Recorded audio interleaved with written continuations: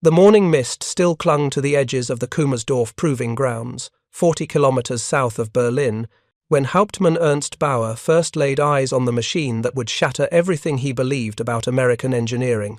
It was March of 1945, and the war was already lost, though few German officers would admit it openly.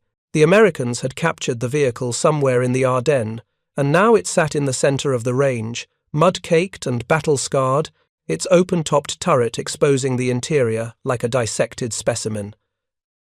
The M36 Jackson. Bauer had spent 3 years commanding Panzer IVs on the Eastern Front, survived the Hell of Kursk, and trained the next generation of German tank commanders. He knew armor. He knew what made a weapon system effective and what made it vulnerable. And as he walked a slow circle around the captured American tank destroyer, he felt something close to contempt. The armor was thin, barely 50 millimeters on the turret front, less elsewhere. The crew compartment was open to the sky. No shirts and side skirts, no spare track links for additional protection. This was supposed to be the weapon that threatened German Panthers? But then his eyes settled on the gun. 90 millimeters. He paused, running calculations in his head. The barrel length, the breech mechanism, the elevation range. This wasn't decorative. This was a weapon designed to kill his tanks. The question was whether American crews could actually use it effectively, or whether superior German training and doctrine would still prevail, even as the Reich crumbled around them. If you're enjoying this deep dive into the story, hit the subscribe button and let us know in the comments from where in the world you are watching from today. The Germans would test the M36 Jackson over the next 10 days at Kummersdorf. They would fire hundreds of rounds, measure cycle times, analyze its mobility, push it to its mechanical limits. What they discovered would challenge not just their assumptions about American engineering, but their fundamental understanding of how modern armored warfare should be fought. This is the story of what happened when one of history's most professional military forces encountered a weapon that defied their doctrinal expectations, and how that encounter revealed truths about warfare that victory had allowed them to ignore. The story begins not in March of 1945, but in the doctrinal foundations laid down by Heinz Guderian and the theorists of German armored warfare in the 1930s. The Panzerwaffe was built on principles that seemed self-evident. Armor provides protection. Protection allows you to close with the enemy. Heavy guns destroy targets, and disciplined crews, executing well-rehearsed doctrine, win battles. These weren't abstract theories. They were lessons written in victory across Poland, France, and the vast steppes of Russia. By 1944, as American forces pushed across France and into Germany, the Panzerwaffe had evolved into something more desperate but no less confident in its core principles. The Panther tank embodied this evolution. Sloped armor that could deflect most Allied anti-tank rounds, a high-velocity 75mm gun that could kill a Sherman at ranges where the Sherman couldn't effectively return fire, and the weight of German engineering tradition behind every component. The Tiger, even more formidable, was essentially invulnerable from the front to standard Allied weapons. German tank doctrine in 1944 emphasized patient, defensive gunnery. Let the enemy come to you. Use terrain for hull-down positions. The first shot often decided the engagement, so take time to aim properly. German training emphasized this methodical approach. Gunners spent hours on range estimation, learning to judge distances by eye with remarkable accuracy. Loaders drilled endlessly to achieve consistent reload times. Commanders studied terrain, learning to position their vehicles for maximum advantage. This wasn't cowboy warfare. This was professional military precision. The Americans, by contrast, seemed to embody a different philosophy entirely, and the Germans noticed. Reports from the front described American tank destroyers that refused to stand and fight, that appeared from unexpected angles, fired a few shots, and vanished. The M10 Wolverine and M18 Hellcat operated with an aggression that German doctrine considered reckless. But recklessness that destroyed your tanks before you could respond was difficult to dismiss as mere poor training. Then came reports of something new, a tank destroyer, mounting a weapon heavy enough to threaten Panthers from the front. The M36 Jackson began appearing in numbers in October of 1944, and German intelligence took notice. Initial assessments were measured but dismissive.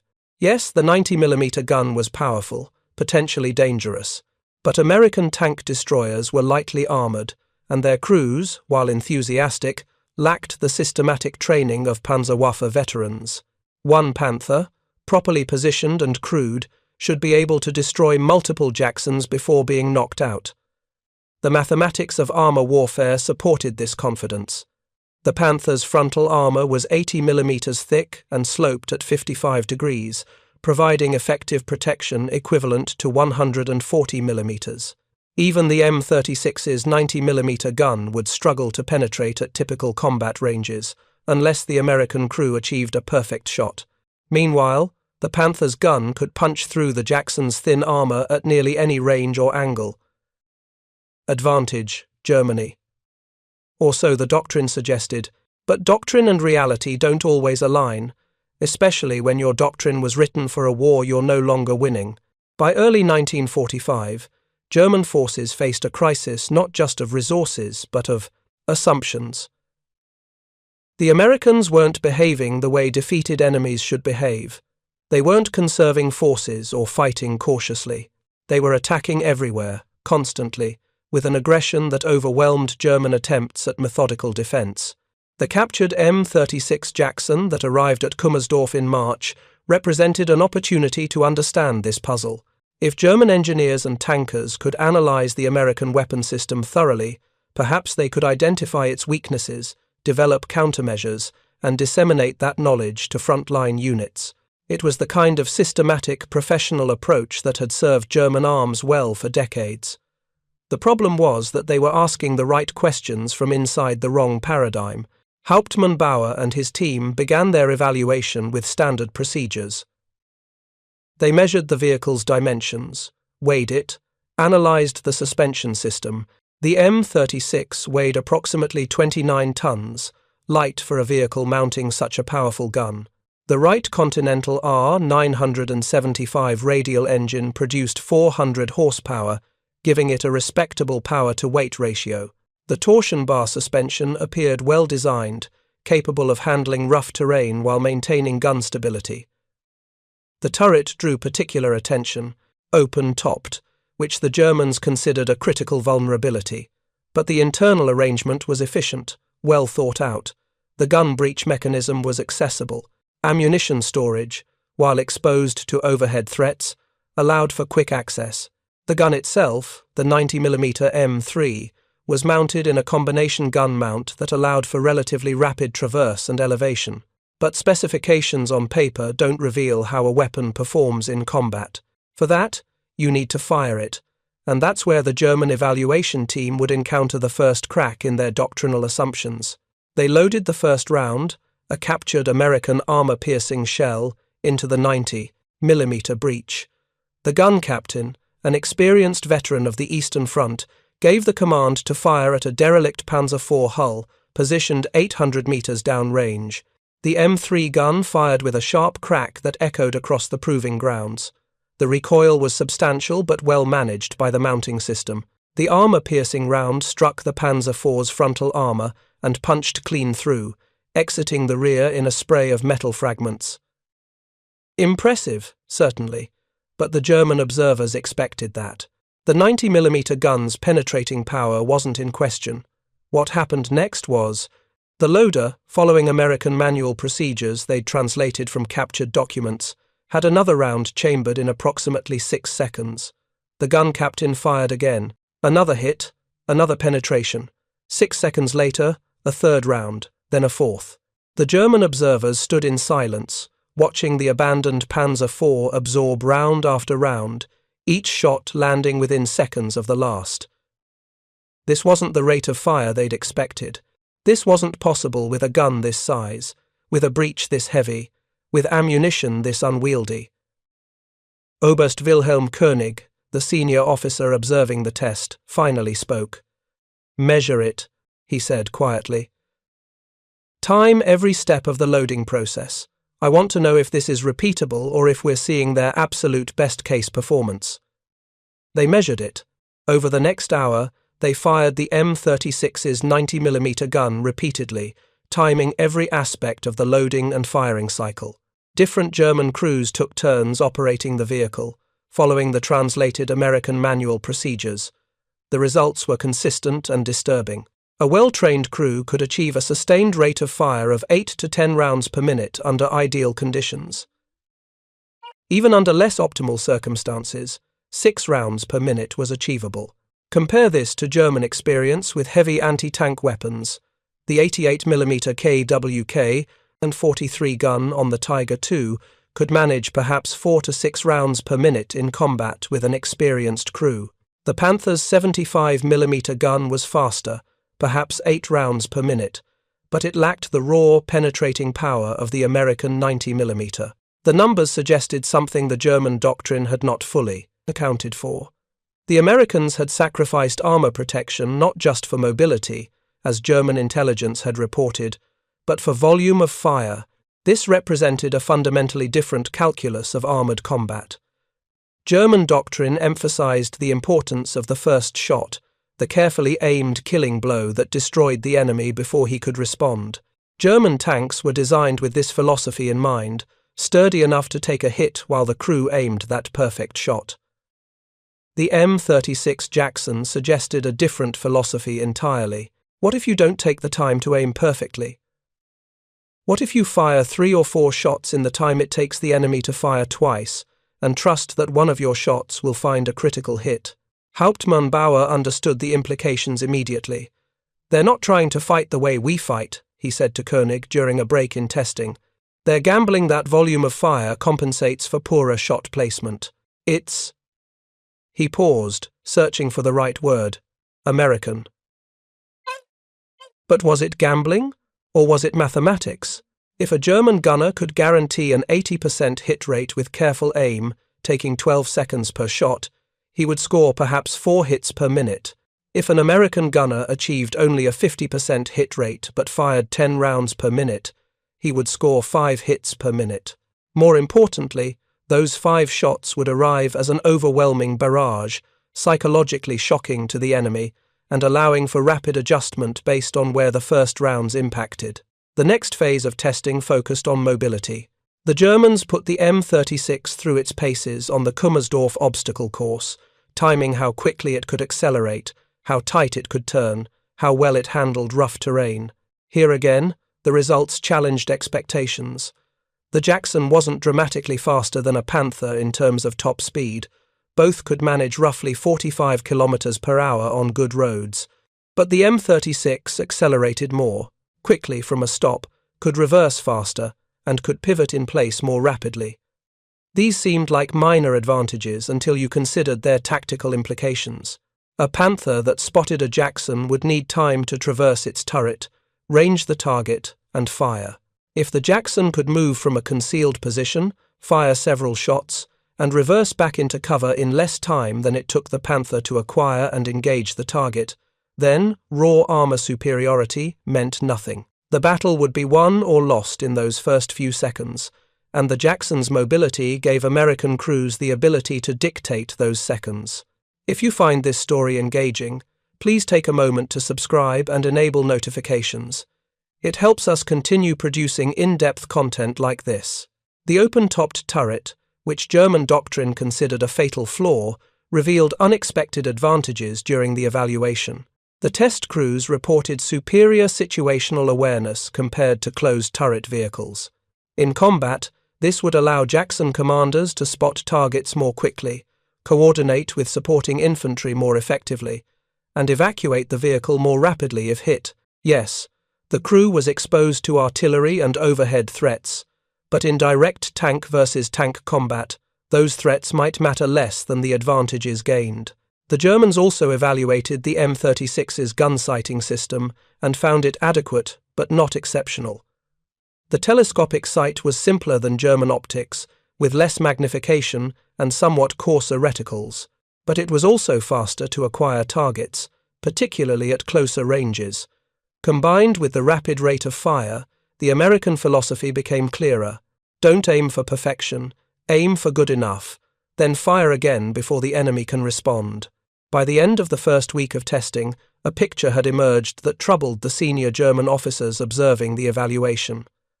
The M36 Jackson wasn't the best heavy gun platform by German standards. Its armor was inadequate, its gun sights were inferior, and its open turret was a vulnerability. But it was specifically designed to exploit weaknesses in German doctrine, the assumptions that made Panzer and Tiger tanks dominant fighting vehicles, armor superiority, methodical gunnery, disciplined adherence to doctrine, all became less relevant when facing an enemy that fired 3 times before you fired twice and was gone before you could coordinate a response. Oberst Koenig wrote in his official report, "The American M36 represents a weapons system optimized for aggressive mobile operations by crews willing to accept substantial risk. Against properly deployed German armor in defensive positions, it remains vulnerable. However, in fluid combat where the Americans can choose engagement ranges and positions, the M36's combination of firepower and rate of fire presents serious challenges. Recommend immediate dissemination of countermeasure doctrine to frontline units." The countermeasures Koenig recommended were sound in theory. Maintain greater spacing between vehicles to prevent a single M36 from engaging multiple targets. Use infantry screens more aggressively to deny American tank destroyers concealed positions. Emphasize long-range engagements where German optical superiority would allow for first-hit kills before the M36 could close to effective range. All sensible recommendations for an army with unlimited resources, veteran crews, and the strategic initiative. Germany in March of 1945 had none of those things. The strategic situation had deteriorated to the point where doctrine became largely irrelevant. There weren't enough Panthers to maintain proper spacing. Infantry units were under strength and poorly trained. Long-range engagements required open terrain and clear sight lines. But the Americans were fighting through German towns and forests, where ranges dropped to a few hundred meters. The M36 Jackson had been designed for exactly these conditions. The most revealing moment of the Kummersdorf evaluation came on the 8th day of testing.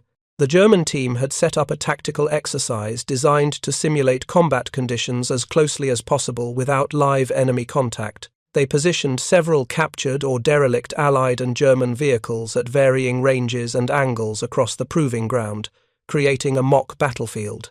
The M36 Jackson would move through this environment, while observers with stopwatches measured how quickly the crew could identify targets, engage them, and move to new positions. Hauptmann Bauer commanded the Jackson for this exercise, with an experienced German loader and gunner from his old Panzer IV unit. They'd spent days familiarizing themselves with the American vehicle, learning its quirks and capabilities. Now, they would put that knowledge to the test. The exercise began with the Jackson in a concealed position behind a berm, engine idling. At the signal, Bauer ordered the driver forward. They crested the berm and immediately spotted 3 target vehicles: a Sherman hull at 400 meters, a Panzer III chassis at 600 meters, and a Tiger I turret at 800 meters. In German doctrine, the procedure was clear. Identify the most dangerous target, range it carefully, fire a killing shot, then engage the next target in order of priority. Bauer found himself instinctively following this pattern. Gunner, target Tiger turret, 800 meters, armor piercing. The gunner acquired the target through his sight, made the elevation adjustment, reported ready. Fire, Bauer commanded. The 90mm gun roared, and the round struck the Tiger turret dead center, a perfect hit that would have disabled or destroyed a live target. But before Bauer could give the next fire command, the loader already had another round chambered. The gunner, taking initiative that would have been discouraged in German service, immediately engaged the Panzer III without, waiting for orders. Another hit. 5 seconds later, the Sherman hull took a round. 3 targets, 3 hits, elapsed time from first shot to last, 14 seconds. Bauer sat in the commander's position, momentarily disoriented. In a Panther, following proper procedure, that engagement would have taken perhaps 30 to 40 seconds. The difference wasn't in the mechanical capability of the vehicles. The difference was in the entire philosophy of operation. German doctrine emphasized careful, deliberate action. American doctrine, at least as expressed in this vehicle's design, emphasized overwhelming initiative and volume of fire. After the exercise, Bauer gathered his test crew for a debrief. The loader, an Unteroffizier named Klaus Weber, who'd survived 2 years on the Eastern Front, spoke carefully. "Herr Hauptmann, I must tell you something. When we operated the Jackson the American way, following their manual procedures, I felt like we were." He paused, searching for words that wouldn't sound like criticism of German methods, like we were attacking instead of defending. It was strange. We weren't trying to make the perfect shot. We were trying to create chaos for the enemy. "And did it work?" Bauer asked. Weber nodded slowly. "Against multiple targets, yes. If those had been real enemy tanks, we would have hit them so fast they wouldn't have had time to coordinate a response. But Herr Hauptmann, we were also exposed. That open turret means artillery could kill the crew instantly. And our armor, if anyone had returned fire. We would have been dead." Bauer finished the thought. "Yes, the Americans accept that risk. They trust that they'll kill the enemy before the enemy kills them. It's a confidence that comes from industrial strength. They can afford to lose tank destroyers because they can build more. We cannot." This was the heart of the matter, and it extended beyond mere weapon specifications into the realm of industrial philosophy and national character. The M36 Jackson was designed by a nation that could afford to prioritize effectiveness over survivability, because American factories could replace losses faster than the enemy could inflict them. German vehicles were designed by a nation that couldn't afford high loss rates, that needed each tank to survive multiple engagements because there weren't enough replacements available. The psychological dimension of this difference was profound. American crews in Jacksons operated with aggressive confidence, knowing that even if their vehicle was destroyed, the industrial might behind them would field 2 more. German crews in Panthers operated with the caution of men who knew that their vehicle was irreplaceable, that if they were lost, there might not be another tank to hold that sector of the front. Both approaches were rational responses to their respective strategic situations. But in March of 1945, America's strategic situation was dramatically better than Germany's. The German evaluation continued with ammunition testing. They fired captured American armor-piercing rounds at various types of armor plate, measuring penetration at different ranges and angles. The standard M82 armor-piercing capped ballistic cap round showed impressive performance. At 1,000 meters, it could penetrate approximately 120 millimeters of vertical armor plate. Against the Panther's sloped frontal armor, this translated to a penetration capability that, while not guaranteed, was significantly better than anything else the Americans had fielded in quantity up to that point. More concerning from the German perspective was the performance of the T-30E16 high-velocity armor-piercing round, which used a tungsten carbide core. These rounds were still relatively rare in American service due to tungsten shortages, but they dramatically improved the M36's penetration capability. Against test plates, they punched through armor that should have stopped them, achieving penetrations of 170 millimeters or more at 1,000 meters. A Panther's frontal armor, even with its slope advantage, was vulnerable to these rounds at typical combat ranges. The Germans also tested captured high-explosive rounds and found them highly effective against softer targets.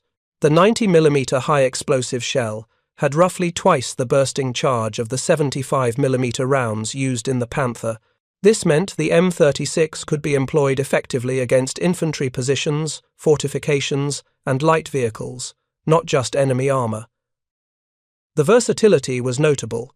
German heavy anti-tank guns like the 88mm were excellent tank killers but less effective in other roles. The M36 could switch between anti-armor and general support missions with just a change of ammunition type. On the 9th day of evaluation, Oberst Koenig arranged for a mock engagement between the M36 Jackson and a Panther Ausf G, one of the few operational Panthers still available at Kummersdorf. Both vehicles were equipped with practice ammunition that would mark hits without causing damage. The scenario was simple: a meeting engagement at medium range, approximately 600 meters, in terrain that offered limited cover. The kind of situation that might occur dozens of times per day in the fighting across Germany. The Panther crew consisted of veterans pulled from a training battalion, men who knew their vehicle intimately and operated with the discipline expected of Panzerwaffe troops. The Jackson crew was Hauptmann Bauer and his team, by now thoroughly familiar with the American vehicle's capabilities. Both crews understood this wasn't really a fair test. The circumstances were artificial, the ammunition was practice rounds, and psychological stress was absent. But Koenig wanted to see how the vehicles compared when operated competently. They ran the engagement 5 times, varying the initial conditions slightly each time. The results were instructive. When the Panther crew spotted the Jackson first and engaged according to doctrine, carefully aimed shots, they consistently scored hits within the first 2 shots. The Jackson's thin armor meant these would have been killing blows in actual combat, but when the Jackson crew spotted the Panther first, or when both crews spotted each other simultaneously, the outcome was different. The M36's faster rate of fire allowed it to land 3 or 4 rounds in the time the Panther fired twice. Even with the practice ammunition's imperfect accuracy, the sheer volume of fire meant the Jackson typically scored at least 1 hit, often 2. In actual combat, those hits would have had a reasonable chance of penetrating the Panther's side or turret armor, even if the frontal plate remained mostly immune. More importantly, the psychological impact on the Panther crew was visible even in this controlled exercise. Receiving multiple impacts in rapid succession, even knowing they were practice rounds, created stress and disrupted the careful timing of German gunnery procedures. Loaders fumbled shells, gunners rushed their aim, commanders made hasty decisions. The Jackson's doctrine of aggressive, rapid fire created battlefield chaos that degraded the enemy's ability to fight back effectively. After the 5th run, Koenig called both crews together for a discussion. The Panther commander, a lieutenant named Friedrich Holtz, spoke first. "Herr Oberst, in 4 of the 5 engagements, we achieved first hit, but the American vehicle's response was so rapid that I believe, in actual combat, both vehicles would likely have been destroyed in most scenarios. Their gun is powerful enough to threaten us from the side, and they fire quickly enough that even if our first shot disabled them, they might achieve a killing hit before the crew was incapacitated." "And if you had been fighting from a prepared position?" Koenig asked. "Hull down, with clear fields of fire?" Holtz considered this. "Then the advantage would be significantly more in our favor, Herr Oberst. The American vehicle would be forced to expose itself to approach, and we would have time for careful, aimed fire. But in the close terrain of towns and forests, where neither side has clear advantage in positioning, the engagement becomes much more equal." Hauptmann Bauer offered his perspective. "The Jackson is designed for aggressive operations. It wants to be moving, appearing from unexpected angles, firing rapidly, and displacing before return fire arrives. Using it in a static defensive role wastes its strengths. But Herr Oberst, I must also report that operating this vehicle requires accepting vulnerability that would be psychologically difficult for German crews. The open turret, the thin armor, the doctrine of aggressive exposure to enemy fire, these all require a mindset that our training does not emphasize." This was perhaps the most important finding of the entire evaluation. The M36 Jackson wasn't just a different vehicle. It represented a different way of thinking about armored combat. German doctrine had evolved over 5 years of war to emphasize the strengths of German armor. Superior optics, disciplined gunnery, excellent armor protection. The Jackson couldn't compete with German tanks in any of those categories. Instead, it competed in areas where German doctrine was weaker: rate of fire, rapid maneuver, aggressive initiative at the crew level. The psychological aspect extended beyond individual crew behavior into the realm of strategic thinking. American armored forces in 1945 were supported by overwhelming artillery, complete air superiority, and logistics that seemed inexhaustible to German observers. The M36 Jackson wasn't designed to win duels against Panthers in isolation. It was designed to be one component of a combined arms system where artillery suppressed enemy positions, air power interdicted enemy movements, and tank destroyers exploited the chaos to deliver killing blows. German forces in 1945 lacked most of those supporting elements. Panthers fought without adequate artillery support, under constant air attack, with fuel and ammunition shortages that limited their operational flexibility. In that context, the Panther's superior armor and optics mattered less than the Jackson's ability to exploit opportunities rapidly. A weapon system is only as effective as the conditions allow it to be, and Germany's deteriorating military situation meant that even superior individual vehicles couldn't overcome systemic collapse. On the final day of evaluation, March 22, 1945, Oberst Koenig assembled his complete report on the M36 Jackson. The document was thorough, running to over 60 pages of technical specifications, tactical analysis, and recommended countermeasures. But the core findings could be summarized simply. The M36 was a dangerous opponent that American crews were using effectively to exploit German vulnerabilities. Koenig's report made several specific recommendations. First, German tank commanders should avoid close-range engagements with M36s whenever possible, using superior German optics to achieve killing hits at ranges where the American vehicle's rapid fire rate mattered less. Second, increased emphasis on combined arms cooperation, using infantry and anti-tank guns to deny Jacksons the freedom of maneuver they needed to be effective. Third, more aggressive use of indirect fire assets to suppress American tank destroyers before they could engage German armor. All excellent recommendations that had virtually no impact on the actual conduct of the war. By late March of 1945, Germany was fighting for survival, not victory. The Wehrmacht lacked the resources to implement sophisticated tactical changes. Unit cohesion was breaking down. Many panzer divisions existed only on paper. The few remaining operational German tanks were often scattered in penny packets, defending hopeless positions against overwhelming Allied superiority. The M36 Jackson, along with the rest of American armored forces, rolled through Germany in April of 1945, largely unopposed by the kind of concentrated panzer formations that might have challenged them effectively. The vast majority of German tanks were destroyed or abandoned due to fuel shortages, mechanical breakdowns, or crew losses, not in direct combat with American tank destroyers. A dramatic clash between the M36 and the Panther, but with Germany's complete military and industrial collapse. Yet the Kummersdorf evaluation of the captured M36 Jackson revealed truths that extended far beyond the immediate tactical situation of spring 1945. It exposed the fundamental tension between perfection and sufficiency in military technology. German armor design throughout the war emphasized technical excellence. Tigers and Panthers were magnificent machines, precisely engineered to embody the highest standards of mechanical sophistication.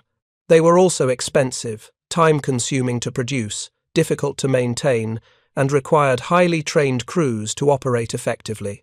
The M36 Jackson embodied a different philosophy. Good enough, right now, in large numbers.